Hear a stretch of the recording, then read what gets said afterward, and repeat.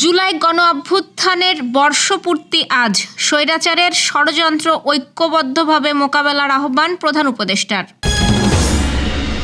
জাতীয় সংসদের দক্ষিণ প্লাজায় বিকেল ৫টায় জুলাই ঘোষণাপত্র পাঠ, সব প্রস্তুতি সম্পন্ন। প্রাথমিকে ১৭,০০০ শিক্ষক নিয়োগ প্রক্রিয়া শুরু হয়েছে। শাপলার পাশাপাশি সাদা শাপলা ও লাল শাপলা চায় এনসিপি। আগামী ৪ দিন ঝড় বৃষ্টির আভাস। যুক্তরাষ্ট্রকে পারমাণবিক স্থাপনায় হামলার দায় নিয়ে ক্ষতিপূরণ দিতে হবে, জানালো ইরান।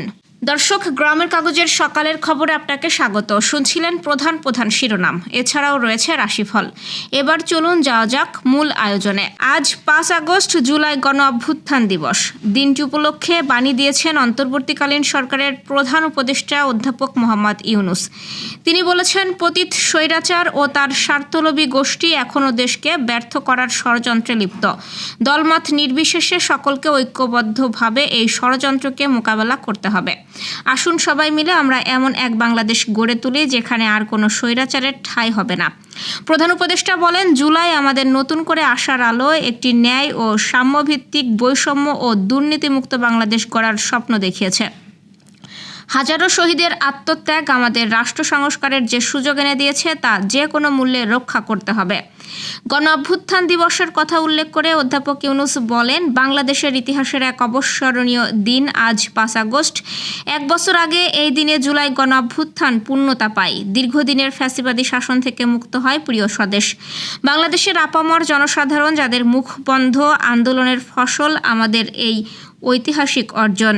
বাংলাদেশের আপামর জনসাধারণ যাদের মুখবন্ধ আন্দোলনের ফসল আমাদের এই ঐতিহাসিক অর্জন, তাদের সবাইকে আমি এই দিনে আন্তরিক অভিনন্দন জানাই। উপদেষ্টা বলেন, আজ আমি স্মরণ করছি সেই সব সাহসী তরুণ, শ্রমিক, দিনমজুর, পেশাজীবীদের যারা ফ্যাসিবাদী শক্তিকে মোকাবেলা করতে গিয়ে শাহাদাত বরণ করেছেন।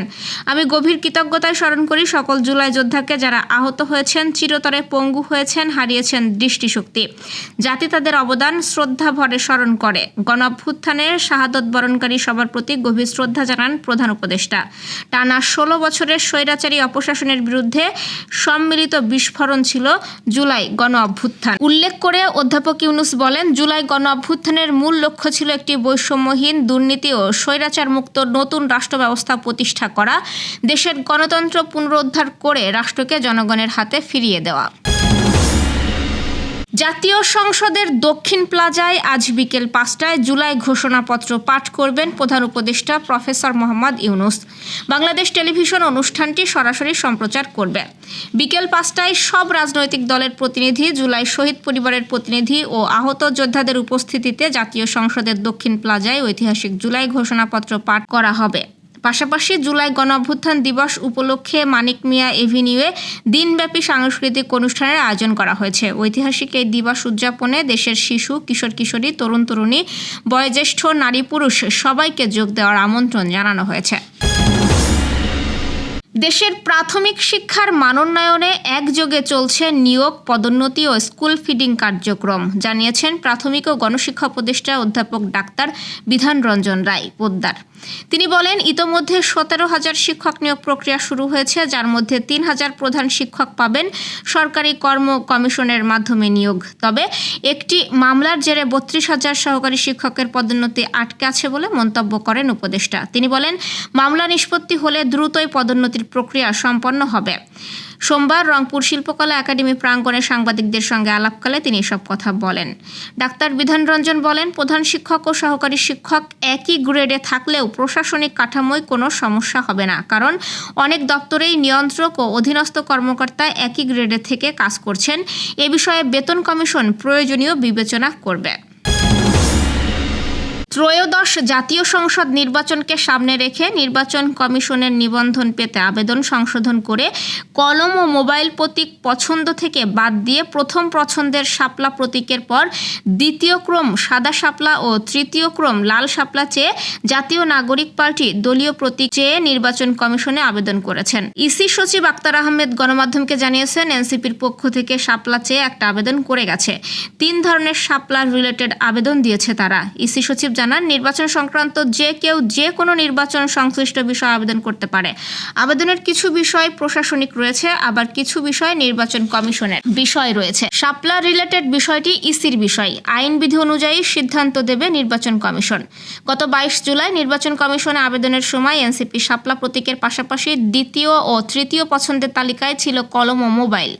পরবর্তীতে নির্বাচন কমিশনের সংরক্ষিত প্রতীক তালিকা অর্থাৎ নির্বাচন পরিচালনা বিধিমালার তফসিলে শাপলা প্রতীক হিসেবে রাখা হয়নি। এরপর গত 3 আগস্ট দলের দলিলাদি ও তথ্য ঘাটতি পূরণের আবেদনের সময় এনসিপির পক্ষ থেকে কলম ও মোবাইল বাদ দিয়ে সাদা শাপলা ও লাল শাপলা সংশোধন আবেদন জমা দিয়েছে। দেশ ও বঙ্গোপসাগরে মৌসুমি বায়ুর সক্রিয় থাকার কারণে সারা দেশে আগামী 4 দিন টানা ঝড় বৃষ্টির সঙ্গে কোথাও কোথাও অতি ভারী বর্ষণের আভাস দিয়েছে আবহাওয়া অধিদপ্তর। সোমবার সন্ধ্যা 6টা থেকে পরবর্তী 120 ঘন্টার পূর্বাভাসে এ তথ্য জানায় সংস্থাটি। আবহাওয়াবিদ তরিফুল নেওয়াজ কবির জানান, মৌসুমি বায়ুর অক্ষের বর্ধিতাংশ রাজস্থান, হরিয়ানা, উত্তরপ্রদেশ, বিহার, পশ্চিমবঙ্গ ও বাংলাদেশের উত্তরাঞ্চল হয়ে আসাম পর্যন্ত বিস্তৃত রয়েছে। এর একটি বর্ধিতাংশ উত্তর বঙ্গোপসাগর পর্যন্ত বিস্তৃত। মৌসুমি বায়ু বাংলাদেশের উপর সক্রিয় এবং উত্তর বঙ্গোপসাগরে মাঝারি অবস্থায় রয়েছে।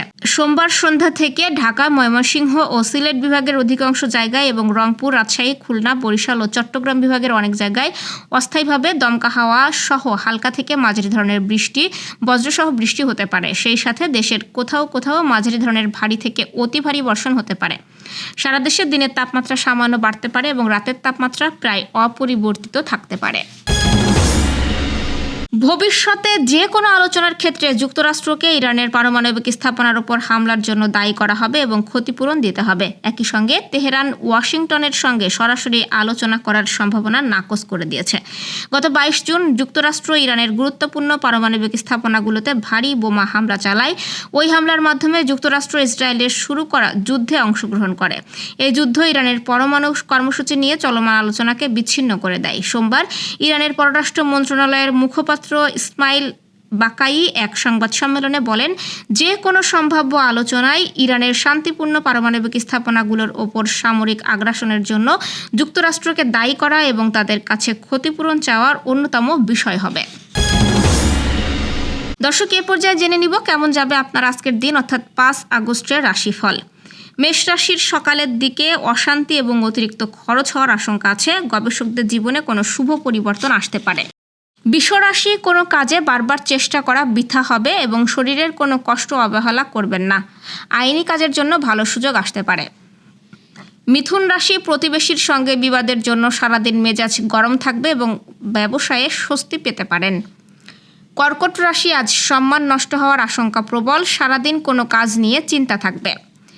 সিংহ রাশির, সম্পত্তির ব্যাপারে চাপ বাড়বে। অপরের কোনো উপকারের জন্য খরচ বৃদ্ধি পাবে। কন্যা রাশির, বুদ্ধির ভুলের জন্য চাপ আসতে পারে এবং ব্যবসায়ে ক্রেতার সঙ্গে বিবাদের সম্ভাবনা আছে। তুলা রাশির, কোনো বিশেষ কারণে আজ আনন্দ বাড়তে পারে এবং বাড়তি কাজের চাপও বাড়তে পারে। বৃশ্চিক রাশির, নিন্দা আলোচনা হতে পারে এবং কিছু পাওনা আদায় হওয়ার সম্ভাবনা প্রবল। ধনু রাশির, মধুর কথাবার্তা বলার জন্য বিপদ থেকে উদ্ধার পাওয়ার সম্ভাবনা আছে। শত্রুর ব্যাপারে চাপ থাকবে। মকর রাশি, গঠনমূলক কোনো কাজের জন্য উন্নতির সুযোগ পাবেন এবং বাড়তি কোনো ব্যবসার জন্য আলোচনা হবে। কুম্ভ রাশি, কারো কাছে দয়ার পাত্র হতে পারেন। বিলাসিতার জন্য খরচ বৃদ্ধি পাবে এবং বাড়তি কোনো ব্যবসা থেকে অর্থ আসতে পারে। মীন রাশির, আজ বাড়তি কিছু আয় করতে গিয়ে বিপদের আশঙ্কা রয়েছে। ভালো কোনো জিনিস নষ্ট হওয়ারও আশঙ্কা প্রবল। দর্শক, এই ছিল এখনকার আয়োজন। আগামীকাল ঠিক একই সময়ে সকালের খবর ও আপনার রাশিফল দেখতে ও জানতে চোখ রাখুন গ্রামের কাগজের ইউটিউব চ্যানেল ও ফেসবুক পেজে। আর প্রতিদিনের খবরের আপডেট পেতে গ্রামের কাগজের ইউটিউব চ্যানেল সাবস্ক্রাইব এবং ফেসবুক পেজ ফলো করে রাখতে ভুলবেন না। আমাদের পরবর্তী খবর দেখুন বিকাল 3টায়। শুভ বিদায়।